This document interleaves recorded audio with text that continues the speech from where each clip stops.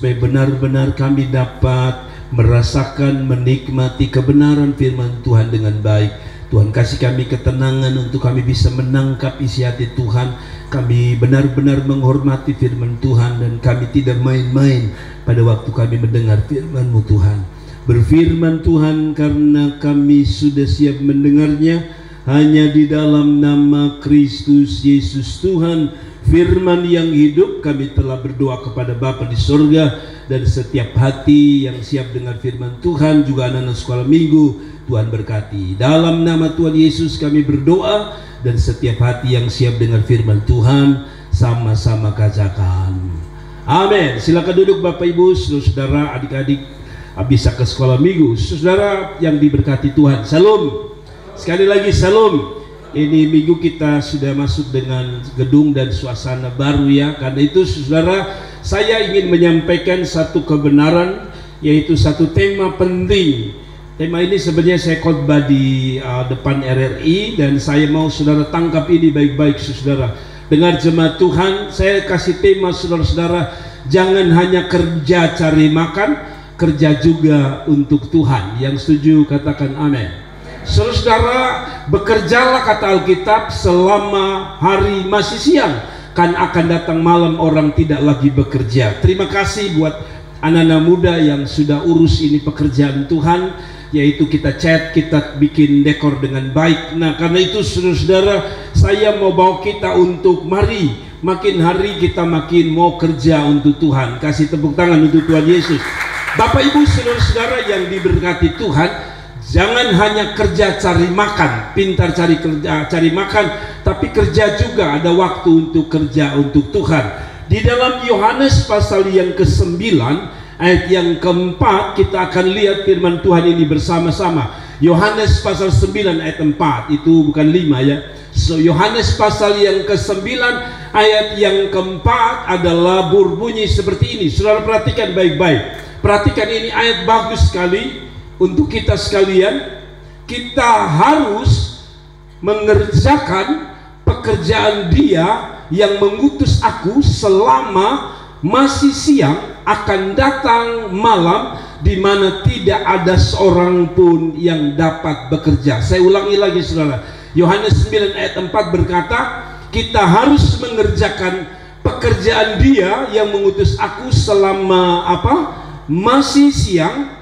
Kenapa harus kerja saudara-saudara? Karena akan datang malam. Kenapa malam datang? Karena di mana tidak ada seorang pun yang dapat bekerja. Saudara-saudara, kita kalau kerja hari ini punya banyak waktu, artinya tidak kenal waktu. Orang kerja sekarang ada 24 jam. Tapi zaman itu atau zaman Yesus melayani, itu hanya ada 2 jam orang bekerja, yaitu siang orang bekerja, malam orang beristirahat.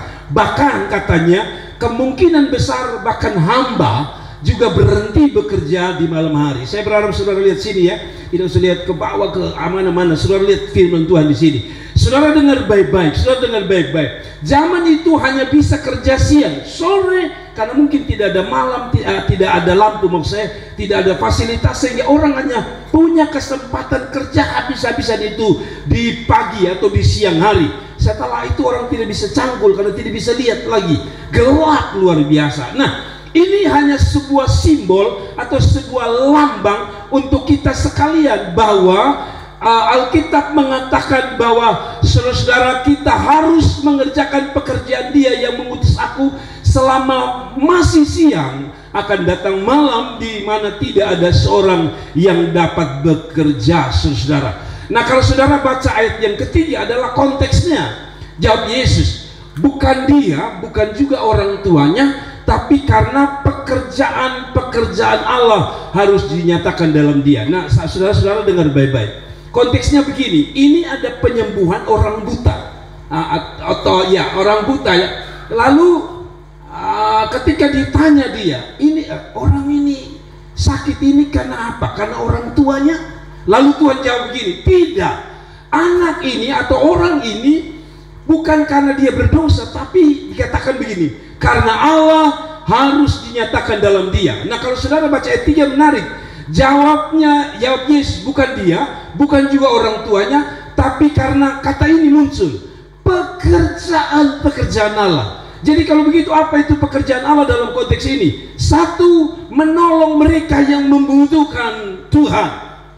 Orang ini sakit dan dia perlu Tuhan, dan Tuhan bilang, saya harus kerja. Yang menarik, orang ini adalah orang yang tidak penting, tetapi bagi Tuhan ini orang penting. Saya kasih tahu saudara, bekerja untuk Tuhan, untuk jiwa-jiwa yang terhilang. Amin. Saudara, kemarin saya suka ya, kalau muda satu bawa satu orang datang pada Tuhan. Kita tidak boleh hanya datang kita saja.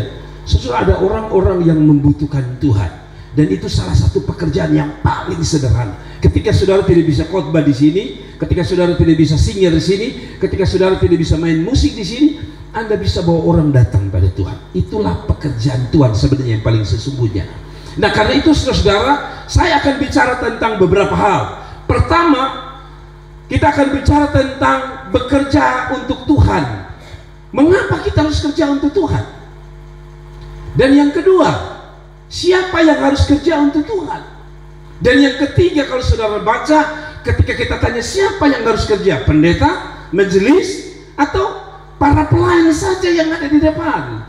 Atau yang terakhir, kapan harus kita kerja? Kalau saudara baca ayat 14 sampai 27 adalah cerita lengkap daripada ketika Tuhan berkata, kerjalah selama waktu siang karena akan datang malam. Konteksnya seluruhnya bicara tentang ini, bahwa kapan, siapa yang kerja, untuk apa kita kerja, dan mengapa kita harus kerja. Karena itu saya akan bahas satu persatu dari ayat ini. Saudara lihat ini baik-baik. Yang pertama, kita belajar tentang alasan dasar mengapa Anda harus kerja untuk Tuhan, Anda harus melayani Tuhan. Saudara-saudara, alasan pertama, kan tadi dia bilang kita harus kerja atau kita harus bekerja karena Dia yang mengutus kita. Karena itu saudara, mengapa saudara harus melayani Tuhan? Mengapa saudara harus kerja untuk Tuhan? Satu, alasannya, tidak banyak orang mau kerja di ladang Tuhan. Saya kasih tahu saudara, tidak ada banyak orang yang mau kerja. Tapi sekaligus satu berita bahagia, kalau Anda mau kerja, Anda orang terhormatnya Tuhan. Sekali lagi, tidak banyak orang yang mau kerja, makanya dia ajak kerja. Tapi yang luar biasa, waktu dia ajak kerja, tidak semua orang mau bekerja. Saya tidak heran kalau orang bilang, beta mau melayani, tidak, itu beta pungha. Betul, tapi Anda akan dengar firman Tuhan ini. Saudara lihat ini, Lukas 10 ayat 2 mengatakan begini, saudara.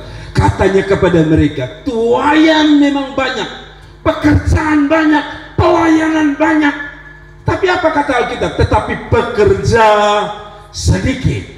Saya bangga jadi hamba Allah yang bekerja untuk Tuhan, karena dari miliaran orang saya ada di dalamnya. Ketika saudara melayani Tuhan, harusnya bangga, harusnya berapi-api untuk Tuhan. Kenapa? Karena hanya sedikit yang mau kerja untuk Tuhan, dan yang mau itulah yang dihormati Tuhan. Kata Alkitab, mereka yang melayani, mereka dihormati Tuhan.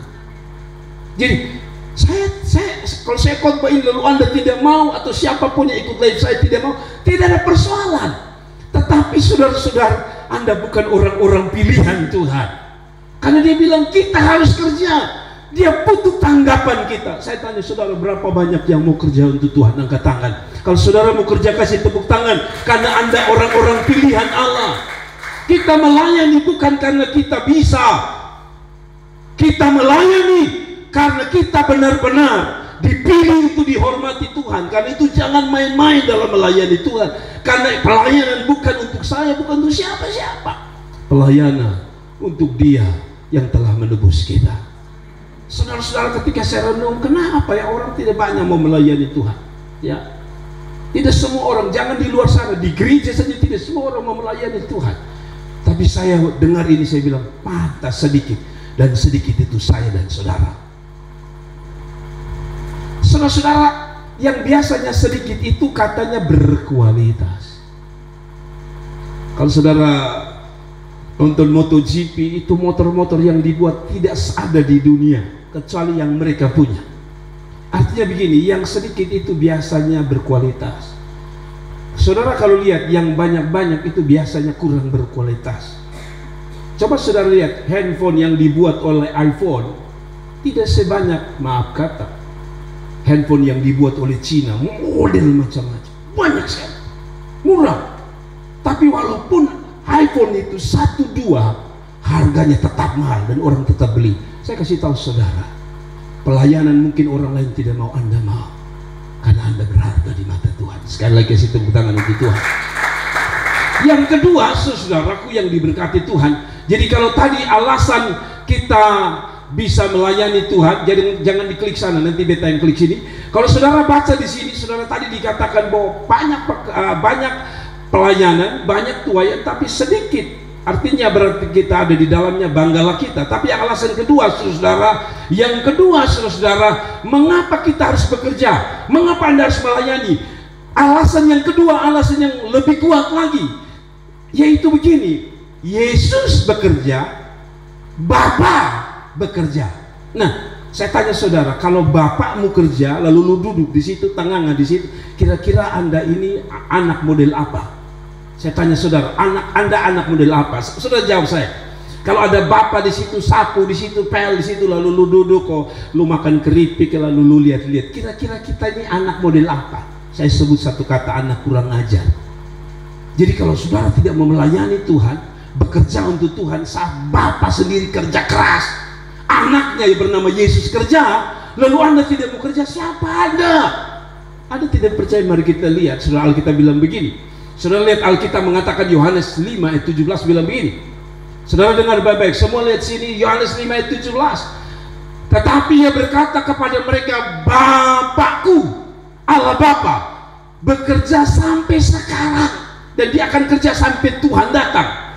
Lalu dia bilang, bukan hanya Bapa yang kerja sampai sekarang, aku pun. Dalam konteks ini siapa? Yesus. Jadi begini, Bapa kerja, Yesus kerja. Lalu kalau ada jemaat yang tidak mau kerja untuk Tuhan, kira-kira bagaimana? Kurang ajar tidak kita? Sangat kurang ajar. Maaf, saya harus bicara itu. Jadi orang yang tidak melayani Tuhan, maaf kata saya bilang, pertama Anda tidak hormat sama Bapa, tidak hormat sama Tuhan, tidak hormat sama Roh Kudus, sekaligus Anda adalah orang yang paling kurang ajar. Karena tadi kita saja Bapa kandung saja kalau kerja, kita akan bilang, sudah Bapak biar kita yang kerja. Ini Alkitab bilang, Bapak kerja sampai sekarang, anak juga kerja sampai sekarang. Lalu kenapa kita pengangguran? Amin. Tidak lagi ada alasan untuk mengatakan, Bapak saya tidak punya waktu melayani Tuhan. Setiap hari harus kerja untuk Tuhan. Kenapa? Karena Bapak masih kerja. Kita Bapak masih kerja, kita sudah berhenti. Kita malas kerja. Nah, ini alasan kedua. Saya mau saudara tangkap ini baik-baik.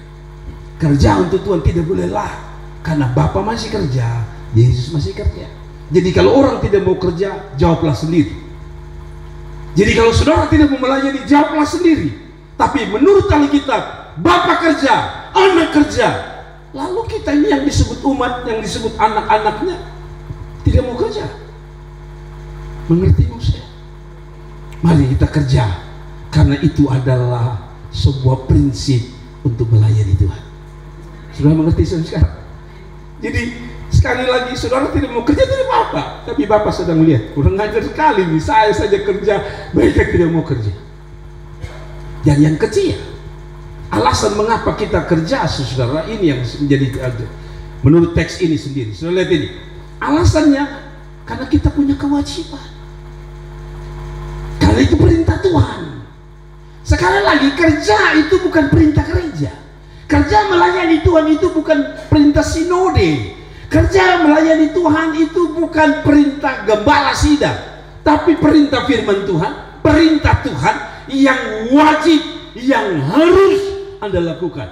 Kalau sudah wajib itu pasti harus. Mari kita lihat firman Tuhan. Kalau sudah lihat ini, firman Tuhan lagi, kembali pada Yohanes tadi. Ayat 4 dia bilang apa? Yohanes 9 ayat 4. Yohanes 9 ayat 4 mengatakan, kita, perhatikan, kita sama-sama baca, kita harus mengerjakan pekerjaan Dia yang mengutus aku. Maaf, tidak ada kata begini, Kalau mau kerja untuk dia Tuhan nanti ada waktu boleh. Tidak. Dia tidak bilang ya minggu saja ya, tidak. Atau kapan-kapan lah kalau saya sudah ada waktu, saya sudah sehat, saya sudah baik-baik, saya sudah kaya. Tidak. Alkitab bilang kita harus. Di sini saja saya bilang harus jam 7.30 doang, saudara ikut. Nah ini bukan saya yang suruh kerja, itu yang suruh adalah Tuhan. Dia bilang dan dia tidak minta dengan baik-baik. Kalau bisa ya kita kerja untuk Tuhan ya. Tidak, dia bilang kita harus. Nah kalau Tuhan sudah bilang harus, kenapa Anda tidak mau melayani Tuhan? Kenapa Anda tidak mau kerja untuk Tuhan? Sekarang tepuk dada saudara dan bilang, saya sibuk tapi saya harus kerja juga untuk Tuhan. 1, 2, 3. Saya sibuk tapi saya harus kerja untuk Tuhan. Yang kedua, katakan sibuk dan sesemangat apa saya kerja, cari makan, cari minum, saya harus juga sesemangat kerja untuk Tuhan. Terlalu panjang, sudah. Nah tapi maksudnya begini, kenapa harus saudara bekerja? Harus itu bukan saya yang bilang, bukan gembala yang bilang, Tuhan yang bilang.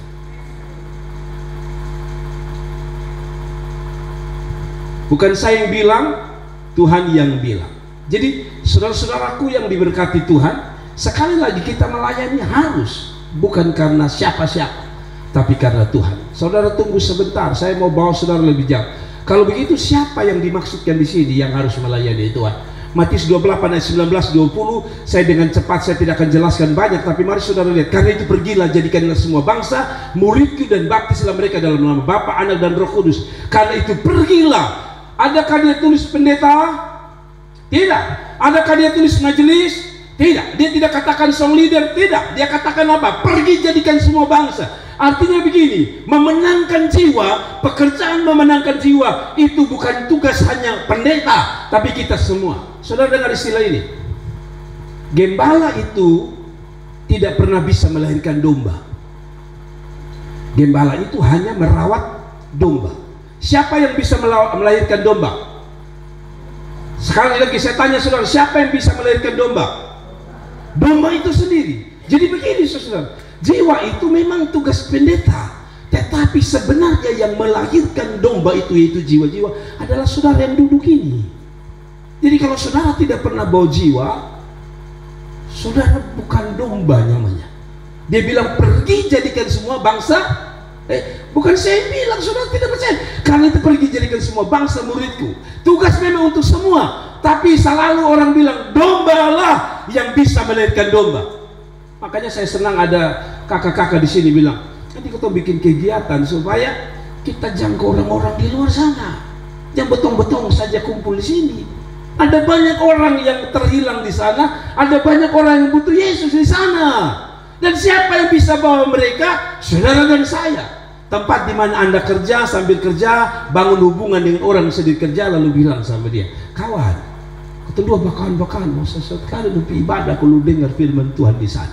Saya senang ada 1-2 jemaat yang dia punya teman kerja. Dia tidak bisa omong Injil, tapi dia bisa bilang sama saya, Bapak Gembala, mari datang ku doa kasih betul teman. Saudara-saudara, kita sudah melayani orang itu. Kita sudah kerja. Nah, saya kan tidak tahu teman kerja saudara. Saya tidak tahu teman bisnis saudara. Saya tidak tahu teman kantor saudara. Saudara yang tahu. Saudara hubungkan dengan saya. Nah, ada bisnis yang kalau Anda tidak bisa omong, nanti dia punya senior yang omong.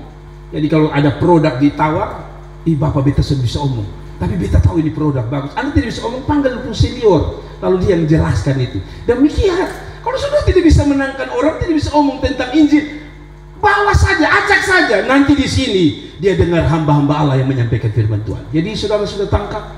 Saya minta waktu sebentar, tapi saudara harus tahu siapa yang kerja. Pertama, saudara dan saya semua. Lebih jelasnya di dalam ayat yang kalau saudara baca lebih jelas ada di 1 Petrus 2 ayat 9. Lebih jelas siapa yang harus kerja. 1 Petrus 2 ayat 9 bilang begini, siapa yang kerja? Kalau tadi saudara bilang, tapi tidak ada sebut-sebut kita di situ, saya harus bekerja. Nah, saudara lihat 1 Petrus 2 ayat 9 mengatakan, tapi kamulah bangsa yang terpilih. Bangsa yang terpilih bukan hanya Israel. Anda dan saya ini bangsa terpilih. Dikatakan imamat yang rajani. Zaman dahulu yang boleh melayani itu hanya imam. Kalau sekarang orang bilang orang yang kerja seperti saya, gembala, pendeta, tapi dia tidak bilang imam di sini. Dia kata apa? Imamat. Itu artinya begini, semua adalah imam yang harus melayani Tuhan. Bedanya, kalau saudara saya bisa doa berkat, saudara saya bisa kasih nikah, orang, nah saudara mungkin hanya imamat. Artinya orang yang harus melayani, orang yang harus kerja. Jadi kalau jemaat tidak mau kerja tidak apa-apa. Pertama saya kasih ingat, Bapak masih kerja. Kedua, karena dia bilang kamu ini imam, imamat yang rajani. Bangsa yang kudus, umat apa itu umat kepunyaan Allah sendiri, supaya kamu memberitakan perbuatan-perbuatan yang besar dari Dia. Tadi kita harus kerja, cara kita kerja bukan hanya di sini song leader singa. Tadi kan ketika saudara pulang dengar pujian penyembahan, saudara rasakan damai, saudara rasakan hadirat Tuhan, saudara di jamaah Tuhan. Nah saudara tinggal pergi cerita saja ke orang di sana. Kawan, beta ini dulu paling suka ibadah kawan. Tapi satu kali beta datang di ibadah, pujian penyembahan naik, firman Tuhan disampaikan, beta pu hati hancur sama Tuhan. Kalau lu mau rasa begitu, datang, kita alami bersama. Kita sudah kerja untuk Tuhan. Mengerti ya? Jadi kita bukan hanya datang cari berkat, cari mujizat, tapi satu sisi kita balas kasih Tuhan dengan apa? Kerja untuk Tuhan.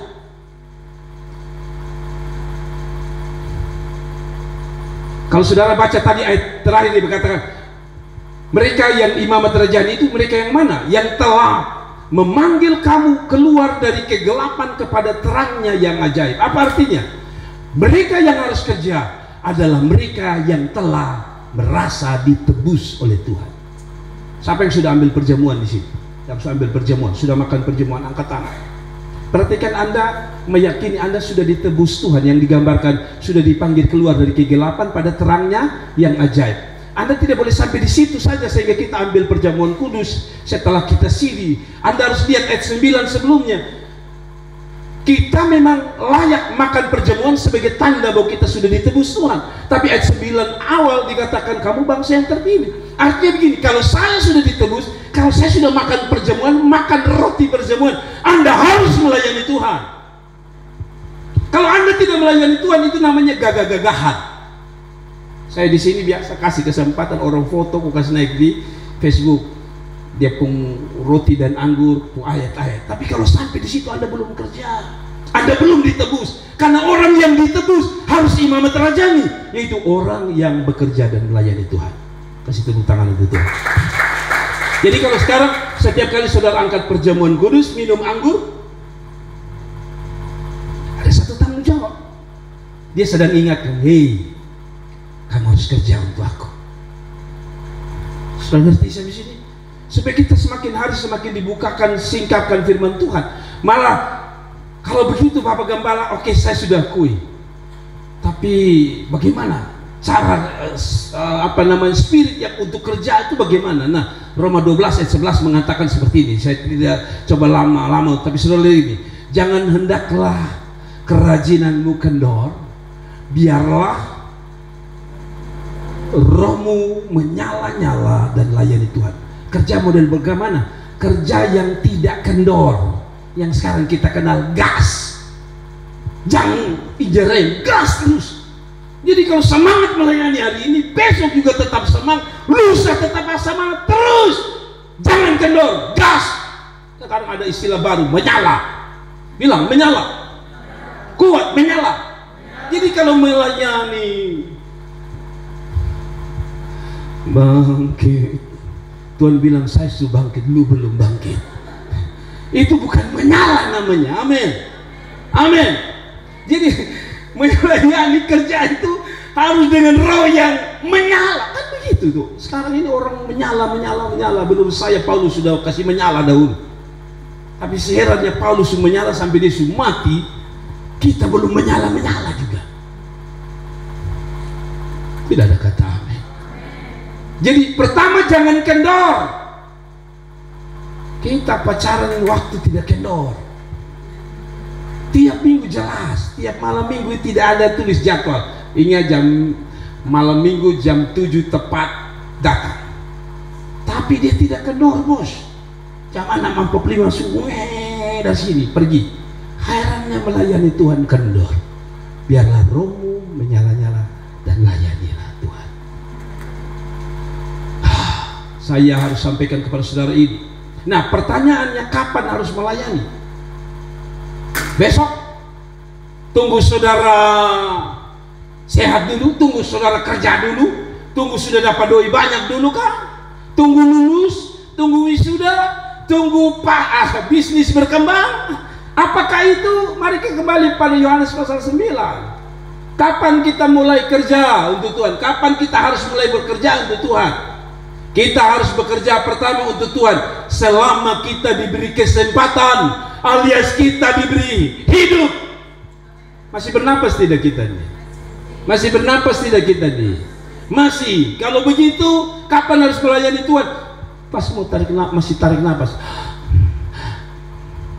Kapan tidak boleh, tidak bisa lagi melayani Tuhan? Saat engkau sudah ada di UGD. Nah, lu mau ngomong apa? Masa lu bilang gini? Sudah, saudara kita bangkit. Kan sudah bisa. Sudah bisa lagi kan kita tarik ngorok di situ. Karena itu selama kita hidup, kesempatan itu untuk kita kerja. Masih hidup kita? Kayaknya masih ada yang mati. Masih hidup kita? Berarti kita harus melayani Tuhan. Kita bekerja selama kita apa? Hidup. Saudara dengar ini ilustrasi. Mungkin pernah kita dengar, tapi saya coba ingatkan ini ilustrasi. Bahwa melayanilah Tuhan sebelum kita kerja untuk Tuhan, sebelum ajal kita tiba, sebelum Tuhan SK Tuhan panggil, lapar kerja sudah untuk Tuhan. Karena kalau Tuhan sudah panggil tidak bisa lagi. Tuhan saudara sudah bisa bilang gini, Tuhan, beta mau melayani Tuhan. Tuhan, selama ini tidak mau melayani, boleh. Nah, jadi itu tandanya stroke mulai datang, sesak napas mulai datang. Itu tanda-tanda itu susah, lu terlalu lama saja. Pulang. Nah, karena itu saya suka di ilustrasi. Saudara lihat ada gambar di sebelah kiri, ada tikus. Tak usah lihat pakai helmnya, tapi ada satu alat namanya perangkap tikus. Jadi satu waktu ada tuan dan nyonya, tempat di mana tikus tinggal ini, pergi ke pasar. Sampai di pasar, biasalah orang belanja untuk makanan, minuman, untuk kebutuhan selama mungkin 1 minggu. Pas sampai sampai di rumah, si nyonya taruh keranjangnya. Nah, tikus kerjanya kan cari makan. Dia periksa ada makan tidak. Dia senang sekali kan ada banyak makanan. Tapi ada satu yang mendukakan dia. Yang dia duka karena dia lihat ada perangkap tikus. Lalu dia lihat, aduh, nyonya juga pakai bawa perangkap tikus lagi. Lalu dia kasihan, dia bilang, ayo, daripada saya pun teman-teman ini mati, saya kasih tahu mereka. Yang pertama dia kasih tahu ayam. Dia bilang, ayam. Maksudnya ayam. Yam, lu hati-hati, ada perangkap tikus, nanti lu mati. Lalu ayam bilang begini, hei tikus, lu lihat, lu dengar itu nama saja apa? Perangkap tikus. Dia sebenarnya akan berpengaruh dengan beta. Kesetinggal, lu mau mati karena itu namanya perangkap tikus, bukan perangkap ayam. Ayam santai-santai. Karena si nyonya ini ternyata punya peliharaan ini, kecuali yang di bawah ini, ular ini. Tapi ini peliharaannya. Jadi yang kedua, kamu tidak mau dengar, sudah. Dia pergi ke kambing, Bing. Bukan Mr. Bean ya, Bing, kambing maksudnya. Bing. Lu dengar dulu, lu hati-hati, jangan sampai lu mati.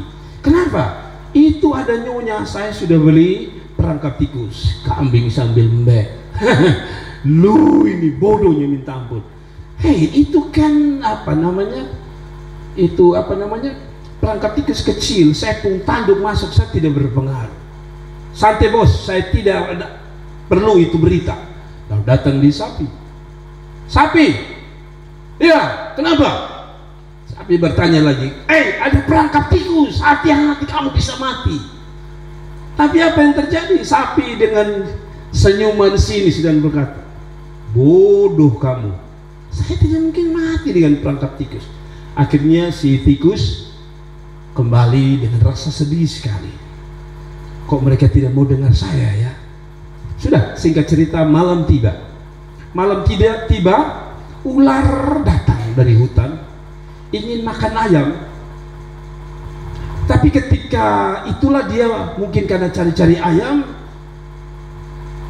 lalu sentuh panci nasi, jadi panci nasi itu jatuh. Si tuan rumah bangun, dan yang bangun nyonyanya bangun dan mau cari tahu ini kenapa ini tanpa nasi jatuh, ada apa nih, kucing kah, tikus kah? Lalu ketika dia periksa itu ternyata ada ular di situ. Waktu dia periksa itu, ular mematok dia. Si nyonya ini patok dia. Nyonya karena terlalu jengkel ambil parang bunuh ular itu. Mati. Tapi si nyonyanya sakit karena ular berbisa. Nyonya tidur. Hal nyonya panggil suaminya, "Pak, ya badan tidak enak. Saya pingin makan opor ayam." Maka ayam diambil, dibunuh. Dibunuh ayamnya. Tapi tidak sembuh-sembuh. Dokter datang dan periksa. Ini dia butuh darah, tambah darah, orang bilang. Maka karena darahnya rendah, dorang bilang bagus makan daging kambing dan hati kambing. Dibunuhlah kambingnya. Tapi karena racun terus berkembang, nyonyanya mati. Maka suami pergi ke gembala sidang pendeta, jadi aduh bapak, nyonya meninggal bapak, jadi nanti habis pemakaman kita langsung syukuran. Nah karena syukuran, saudara undang banyak orang, potong apa? Potong sapi. Saudara mengerti saya di sini? Tikus sudah bilang, hati-hati, ini perangkap akan bunuh, tapi dong tidak percaya. Sekarang apa hubungannya dengan kita? Ini ilustrasi. Saya sudah sampaikan firman Tuhan bahwa melayani kerja sebelum mati. Tikus sudah kasih ingat ada perangkap. Hari ini gembala mau kasih ingat, hamba Tuhan kasih ingat, sudah firman kasih ingat. Sebelum mati melayani Tuhan. Artinya apa? Kalau belum mati harus melayani Tuhan. Kalau saya balik, kalau tidak mau melayani berarti kemungkinan semua mati. Oh tidak, tapi maksud saya begini, kerja melayani sebelum Tuhan ambil ini napas. Saya heran ada orang yang napas susah juga ajak mau melayani Tuhan. Nanti sumati kok belum kita. Berarti apa? Kerja dan melayani Tuhan. Amin. Saudara-saudara, yang terakhir saya mau sampaikan saudara ini. Jadi kerja sebelum mati. Kenapa kerja sebelum mati? Ibrani bilang begini. Ibrani 9 ayat 27. Dan sama seperti manusia ditetapkan mati hanya satu kali saja, dan sesudah itu dihakimi. Karena itu tadi Anda sudah dengar firman Tuhan, perangkap tikus sudah disampaikan. Mati sedang dekat dengan kita. Tapi orang yang tahu diri, tahu waktu Tuhan, ini saatnya saya harus kerja dan melayani Tuhan. Kenapa? Karena setelah mati Anda tidak bisa mundur lagi. Tinggal kita dihakimi. Saya akan tutup dengan ini saudara. Tapi mari kita lihat beberapa hal untuk saudara tahu kapan lagi kita harus bekerja. Yang terakhir, kita kerja pertama sebelum kita mati, tapi yang kedua kerja sebelum Tuhan datang. Jadi yang dimaksudkan dengan dia bilang begini, selalu dia bilang begini, kita harus kerja selama waktu siang, akan datang malam. Jadi akan datang malam itu pertama saya terjemahkan seperti kematian. Ini hari kita siang, yaitu kita masih bernapas. Tapi akan datang malam, yaitu kematian. Itu pertama. Tapi yang kedua dia bilang, kita harus kerja karena selama masih siang dan akan datang malam. Malam itu bicara tentang apa? Siang itu bicara tentang apa? Siang itu bicara tentang sebelum Tuhan datang ini. Malam itu bicara apa? Waktu Tuhan datang. Saudara masih ingat 5 perempuan bijak dan 5 perempuan bodoh? Itu gambaran Tuhan datang. Dia bilang waktu dia datang bukan di siang hari. Dia datang di mana? Malam hari. Yang siap-siap, yang kerja 5 perempuan bijak itu dengan santainya menyambut Tuhan pesta yang datang. Sedangkan 5 perempuan yang bodoh itu berkata, aduh kami terlambat. Dan ketika mereka datang, Alkitab bilang apa? Pintu sudah tertutup dan mereka mengatakan kami tidak kenal kamu. Karena itu kenapa kita harus kerja atau kapan kita harus kerja? Selama Tuhan belum datang. Kalau saudara lihat tanda-tanda ini makin mengerikan, Tuhan sudah makin mau datang. Nah karena itu dia bilang kerja sebelum Tuhan datang. Nah apa maksudnya? Saya coba baca dengan cepat di dalam. Kalau saudara baca mengenai talenta di dalam Matius 25 ayat 14 sampai 27, kita tidak baca semua, tapi ini perumpamaan mengenai mereka yang harus kerja sebelum Tuhannya datang. Sebelum Tuhan Yesus datang kali kedua, Anda harus kerja. Anda tidak boleh main-main. Anda harus kerja. Matius 25 ayat 14 sampai 27, saya baca lompat-lompat saja. Ayat 14, perhatikan. Sebab hal kerajaan surga sama seperti apa? Orang yang mau berpergian ke luar negeri, yang memanggil hamba-hambanya dan mempercayakan hartanya kepada mereka. Harta untuk mereka kerja. Tuannya mereka itu akan pergi ke luar negeri. Ayat 15, yang seorang diberikannya 5 talenta, yang seorang lagi diberikan berapa? 2 talenta, yang lain lagi berapa? 1, masing-masing menurut kesanggupannya, lalu ia berangkat. Kalau saudara baca ini ingat peristiwa apa? Yesus waktu naik ke surga, setelah 40 hari dia bangkit, dia naik ke surga. Ini persis seperti gambaran Yesus. Dia sudah naik, tapi dia percayakan kita talenta untuk kita kerja. Ada yang bisa nyanyi, ada yang bisa khotbah, ada yang bisa sapu gereja, ada yang pergi menginjil di sana. Semua kita harus kerja. Kenapa? Karena Tuhan sudah kasih kita pekerjaan masing-masing. Dan masalahnya adalah kalau Tuhan itu pergi terus tidak apa-apa, tapi menurut catatan ini dia akan kembali. Dan kalau dia kembali, dia sudah harus lihat hamba-hambanya yang 5 talenta, 2 talenta, 1 talenta sudah kerja. Saya tanya saudara, kalau dia kembali malam ini, saudara sudah kerja belum? Tidak perlu jawab. Kalaupun sudah kerja, masihkah engkau mau akan kerja sampai dia datang atau tidak? Jangan sampai kita menggebu hari ini, 2 tahun lagi kita tidak lagi bekerja untuk Tuhan. Kerja terus sampai dia datang. Nah ini yang terjadi saudara. Waktu dia kembali, si Tuhan ini kembali, ini yang terjadi untuk kita perhatikan. Ayat 18. Tetapi hamba yang menerima 1 talenta itu pergi menggali lubang di dalam tanah lalu menyembunyikan uang tuannya. Artinya ada orang yang dasar memang tidak mau kerja dia. Suhotbah juga tidak mau kerja, sudah ditegur juga tidak mau kerja, sudah ditegur juga tidak mau melayani Tuhan. Terserah Anda, tapi sang Tuhan akan datang dan dia tidak peduli. Dia tahu sudah dia suka kerja, dia sudah berfirman hari ini untuk kerja. Amin. Kalau Anda tidak mau kerja tidak masalah, tapi nanti kita lihat apa yang terjadi dengan saudara yang tidak mau kerja. Lama sesudah itu pulanglah Tuhan hamba itu lalu mengadakan perhitungan. Kapan ini peristiwa terjadi? Waktu Tuhan datang, dia akan tanya. Tuh hari gembalamu sudah khotbah, tuh hari pendetamu sudah khotbah, kau masih kepala batu. Mana? Apa pekerjaanmu? Pengangguran? Nah, saudara akan lihat di dalam ayat terakhir. Kalau Anda mau nganggur tidak apa-apa. Kalau Anda tidak mau kerja juga, kerajaan surga tidak rugi. Yang rugi adalah Anda. Saya ulangi lagi, orang mau kerja untuk Tuhan atau tidak, orang mau melayani Tuhan atau tidak ada masalah. Yang rugi bukan gereja, yang rugi bukan gembala, yang rugi bukan siapa-siapa, yang rugi Anda. Karena Anda berhadapan dengan Tuhannya. Tidak ada kata amin. Kayaknya ini tema tidak menarik, tapi ini tema penting gitu saudara. Dia bilang dia akan adakan perhitungan. Kasih lu napas panjang umur sampai 7-80 bikin apa? Lu bikin apa? Kasih umur sampai 51 tahun lu bikin apa? Tuhan akan tanya.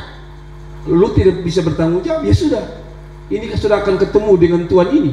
Dan kalau saudara baca ini terakhir, lama sesudah itu pulanglah hamba itu, tapi Selanjutnya ayat yang selanjutnya berkata begini, ayat 23. Perhatikan, ini hamba yang kerja. Maka Tuhan itu kepadanya, baik sekali perbuatanmu. Ini untuk yang kerja, yang 5 jadi 10, yang 2 jadi 4, gitu ya. Lalu dia bilang begini, baik sekali perbuatanmu. Kalau saya ganti, baik sekali kerjamu. Lalu apa yang dikatakan? Hai hambaku yang baik. Bekerja itu ada 2 karakter atau sifat. Pertama, harus kerja dengan baik. Kedua, dengan Anda tidak boleh bekerja hanya satu saja, baik. Atau Anda hanya setia tapi tidak baik. Nah, banyak kali orang melayani tidak menggunakan 2 hal ini. Contoh, kalau saudara memuji Tuhan, harus baik. Kalau saudara main musik, harus baik. Bukan asal-asalan. Bukan disuruh-suruh untuk baik. Baik itu bentuk pekerjaan yang luar biasa adalah pertama apa? Baik. Jadi main musik baik, khotbah baik, apalagi memuji Tuhan harus baik, bukan asal-asalan, apalagi hancur-hancuran. Saya masih ingat ya, jadi singer itu saya sudah perhatikan selalu saudara. Saya sudah bilang ini LCD akan mati kadang-kadang. Kalau saudara punya prinsip saya kasih yang baik, ini LCD mau mati pun Anda tetap nyanyi yang baik untuk Tuhan. Tapi yang kedua dia bilang bukan hanya baik, ada orang melayaninya baik, tapi dia tidak setia. Nah, ada orang yang melayani, ini hari baik, ini hari besok tidak baik. Lusanya baik lagi. Lusa tulanya tidak baik lagi. Dia bilang tidak bisa. Orang yang kerja disebut hamba yang baik itu pertama harus kerja, tidak boleh malas, tapi 2 ini harus meleket di dalam tubuhnya, baik dan setia. Jadi kalau Anda setia tanpa melakukan yang baik juga salah. Anda melakukan yang baik hari ini tapi tidak setia terus sampai Tuhan datang juga salah. Supaya saudara tahu prinsip ini. Nah, kadang-kadang saya minta maaf dalam pantauan saya, misalnya kita di altar Tuhan, kadang-kadang saya diberkati, saya dijamah Tuhan, tapi besok-besok false, nyanyi tersalah. Padahal menurut Alkitab baik, setia. Amin. Saudara-saudara, kenapa itu? Ini sikap Tuhan ketika saudara kerja dan sikapmu baik. Perhatikan, orang yang tidak kerja itu dia bilang begini, dan campakkanlah hamba yang tidak berguna. Garis bawahi kata tidak berguna. Jadi kalau orang tidak mau melayani Tuhan disebut apa? Orang yang tidak bekerja untuk Tuhan disebut apa? Tidak berguna. Saya tanya saudara-saudara, sudah berguna untuk Tuhan tidak? Saya tanya saudara-saudara, sudah berguna untuk Tuhan tidak? Tidak perlu jawab, sudah jawab di hati saudara, saya sudah berguna tidak? Tapi katanya kalau orang tidak kerja, tentu juga kalau ada orang kerja, saya sambung lagi, tidak baik, dan cara tidak baik dengan tidak setia, Anda masuk golongan tidak berguna. Ada seorang hamba dia bilang saya begini, hamba Tuhan maksudnya, Jer, kalau lu mau umur panjang, salah satu rahasianya bukan hanya jaga kesehatan, tapi ini, bergunalah untuk Tuhan. Karena kalau lu sudah dianggap tidak berguna, Tuhan bilang pulang. Jadi hati-hati yang tidak mau berguna. Saya selalu bilang Tuhan, biar pekerjaan sehina apapun saya mau kerja, karena saya mau berguna. Karena ketika engkau tidak berguna, biasanya tidak dipakai. Pemain sepak bola yang sudah tidak bagus dianggap sebagai tidak berguna. Orang mau main Piala Dunia, Anda duduk saya kok nonton. Tapi kalau orang berguna, selalu setiap hari dalam hidupnya selalu mengatakan Tuhan, pakai hidupku bagi kemuliaan nama-Mu. Kasih tepuk tangan untuk Tuhan. Jadi disebut hamba yang tidak berguna. Waktu hamba itu tidak berguna, ini yang terjadi atas mereka yang tidak berguna itu, yang tidak mau kerja itu. Lempar dan campakkanlah hamba yang tidak berguna itu ke dalam kegelapan yang paling gelap. Di sana akan terdapat ratap dan retak gigi. Jadi saudara-saudara tidak mau melayani sedang apa? Saudara diam di situ sambil bilang, Bapak beta mau melayani, soalnya beta mau kerja. Hak apa? Nah, apa nanti di situ baru saudara berteriak, Bapak, betul dengar Tuhan, terlambat bos. Amin. Bukan saya ngomong. Saya tutup ini ya, cerita tentang Alexander Agung. Di pelajaran sekolah kita pernah dengar ini orang, atau mereka sebut dengan Alexander the Great. Saudara tahu ini orang paling ditakuti bangsa-bangsa pada waktu itu. Dia rencana taklukkan seluruh dunia. Tapi mari kita belajar tentang melayani kerja sebelum Tuhan datang dari pelajaran ini orang. Alexander Agung ini kalau saudara searching di internet langsung keluar. Hebat sekali orang ini. Sampai-sampai dia disebut Agung. Tapi waktu dia menjelang dia mati, dia minta 3 hal. 1, kalau saya mati, karena dia ditakuti, kalau saya mati tolong yang pikul peti saya, kan biasa begitu. Yang pikul peti saya adalah satu apa? Dokter terbaik. Harus kasih tahu jenderal, dia kasih tahu jenderalnya, saya mati, ingat, yang pikul peti siapa saudara? Dokter terbaik. Yang kedua, dia bilang begini, saya pun harta hasil rampasan semua, emas, permata, berlian, bagi semua orang yang ada di jalan, sepanjang jalan angkat itu peti itu, bagi semua. Dan yang ketiga, dia bilang, kalau saya mati, lubangi saya pun tangan kiri dan kanan. Jadi biasa kan orang mati itu peti utuh, dia bilang tidak, kasih lubang tangan kiri tangan kanan, biarkan saya pun tangan 2 keluar menghadap ke atas, kiri dan kanan. Akhirnya dia mati. Lalu setelah dikuburkan, orang-orang heboh bertanya kepada jenderal, jenderal, bolehkah kami bertanya, kenapa Alexander Agung ini mati? Dia pesan 3 hal itu kepadamu jenderal. Lalu dia bilang, dengar saudara-saudara, ini artinya, ini pesannya. Yang pertama, dia bilang dia mati harus dokter terbaik. Dia mau umumkan kepada seluruh dunia. Baru yang namanya kalau sudah kematian datang, lu mau dokter terbaik kah? Lu mau dokter rumah sakit internasional kah? Lu mau rumah sakit dari Singapura kah? Malaysia kah? Kalau Tuhan sudah panggil dokter terbaik ini tidak berguna, buktinya saya pakai semua dokter, saya mati. Yang kedua, dia bilang bagi harta, karena dia pikir dengan taklukan seluruh bangsa, dengan rampas harta orang, dia akan puas. Ternyata dia baru puas ketika dia bisa bagi hartanya kepada banyak orang. Ketiga, kenapa tanganmu harus keluar? Dia bilang, karena kita ini manusia ternyata datang kosong, pulang kosong, gua kosong. Datang kosong, pulang. Ternyata yang dia buru nama besar. Kesimpulannya sederhana.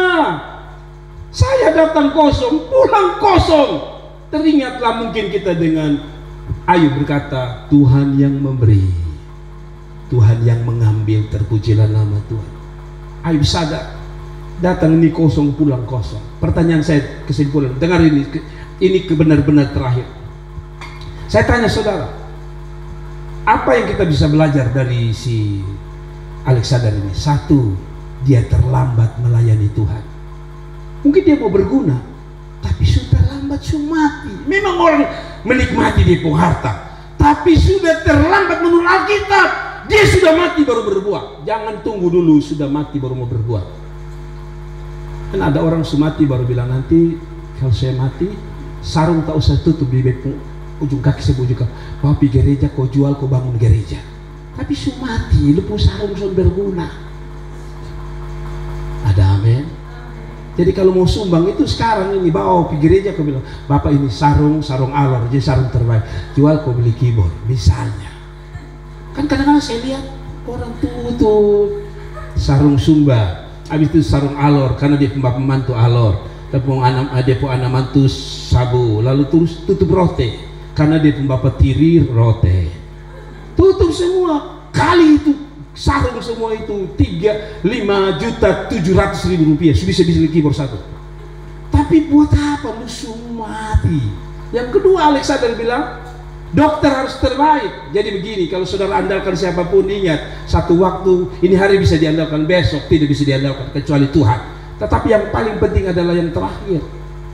Dia baru sadar bahwa oh ternyata cari duit siang malam sulit kenal waktu sampai seluruh pekerjaan untuk Tuhan. Ternyata pulang apa? Kosong. Saya tanya saudara, bolehkah saudara pulang kosong? Saudara mati, bolehkah saudara pulang kosong?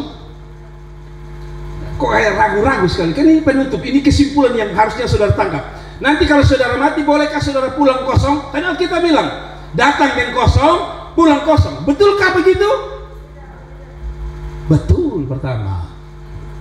Betul, karena memang betul untuk kita datang kosong, pulang kosong. Anda pikir begini, kok buktinya Bapak dong mati, sedang masih pakai jas? Berarti tidak pulang kosong. Iya, pulang ke Bapak itu tetap kosong.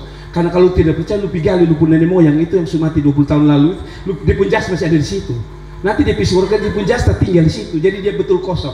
Sisi lain benar, tapi sisi lain tidak benar. Menurut Alkitab, Anda pulang tidak boleh kosong. Datang kosong, mati tidak boleh kosong.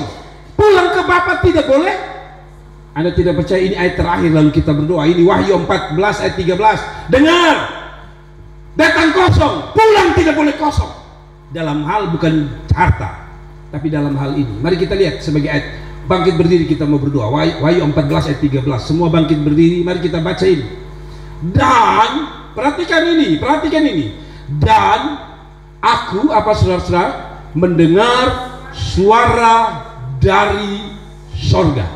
Kalau suara dari pendeta tidak apa-apa, suara dari gereja tidak apa-apa, Anda tidak usah dengar. Tapi dia bilang ini suara dari sorga. Apa kata Alkitab pertama dari sorga? Berbahagialah. Jadi saudara-saudara, yang pertama suara sorga bilang berbahagia. Siapa yang berbahagia? Orang yang mati dalam Tuhan. Siapa orang yang mati dalam Tuhan? Yang pasti yang percaya Yesus adalah Tuhan.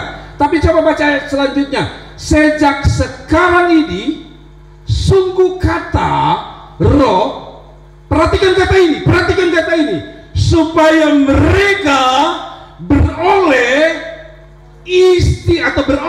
boleh beristirahat. Orang yang kerja untuk Tuhan, pertama Anda bahagia, kedua Anda boleh istirahat.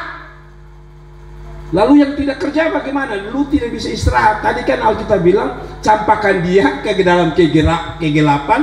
Di sana ada ratap dan kertak giri, di sana api menyala. Jadi bagaimana saudara mau tidur di atas api? Tidak ada waktu istirahat. Yang sulelah kerja ini, yang bisa istirahat di surga. Jadi kalau saudara tidak mau kerja, tidak apa-apa. Anda bagian kiri, yang api menyala, mutar kepala api, mutar kiri api. Tidak bisa istirahat. Yang bisa istirahat, kata Alkitab, yang berjeri lelah. Saya tanya saudara, kalau orang jeri lelah itu dia tidur-tidur atau dia kerja? Saya kasih tanya saudara, kalau orang jeri lelah itu dia kerja atau dia tidur? Dia santai atau dia kerja? Kalau begitu, yang bahagia, yang bisa istirahat, yang bisa tenang adalah mereka yang kerja untuk Tuhan. Karena segala perbuatan mereka juga menyertai mereka. Jadi semua kita yang layani Tuhan, jangan rasa sia-sia, jangan rasa buang-buang waktu. Pertama, Anda bahagia, tapi kedua, Anda bisa tidur nyenyak. Kalau saya ingat ini ayat, saya ingat pesan pendeta kami mengatakan gini, sudah dengar ini penutup. Janganlah berhenti bekerja karena lelah, berhentilah karena sudah selesai. Selesai dari apa Bapak Pendeta? Selesai dari hidup yang Tuhan percayakan ini. Selesai dari apa? Sudah. Jadi kalau kita mati, kita bilang Tuhan besok kerja semua. Pokoknya apa sebetulnya kerja, selesai Bapak. Tapi bukan karena lelah, tapi karena sudah selesai. Kenapa? Karena yang lelah itu mendapat tempat peristirahatan yang terbaik di surga rumah Bapa. Tuhan memberkati. Mari kita tunduk kepala dan kita berdoa.